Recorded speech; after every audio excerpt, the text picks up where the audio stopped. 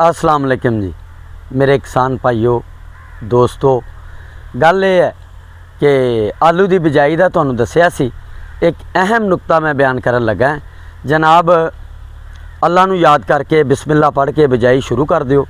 Store चो आलू बाहर कढ़ के 4 तो 5 दिन बाहर रखो। करोड़ा की वैरायटी आलू की असी कढ़ लई है। 30 किले का प्लान बनाया है जनाब। तो गल ये है दोस्तों कि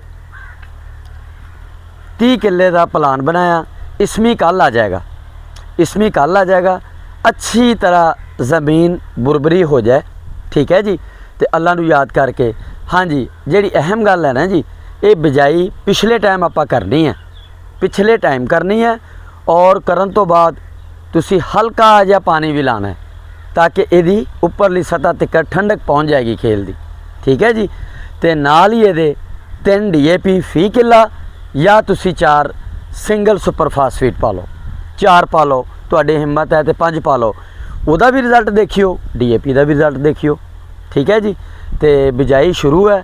असी एंड तक अपने दोस्तों नूं किसानां नूं दसना है कि जनाब कि किस तरह बिजाई तो लग के ते एंड तक तुहानूं असी लैके जाना। नाल इहदा खाद प्लान नाल इहदी बिजाई दिखा लांगे, ठीक है जी।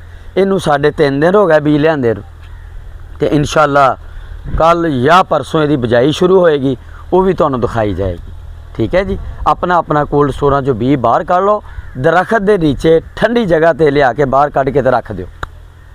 ते सानूं दस्सिया करो कि वीडियो कैसी लगी, कमेंट करके। असी इंशाअल्लाह तुहाडे नाल चलांगे ते तुसी सानूं देखदे रहना, असी तुहानूं दसदे रहना। जिहड़ी भी गल दसनी पहले दिन कहा सी, गल सिक्के बंद ही दसांगे। थैंक यू जी, बहुत शुक्रिया।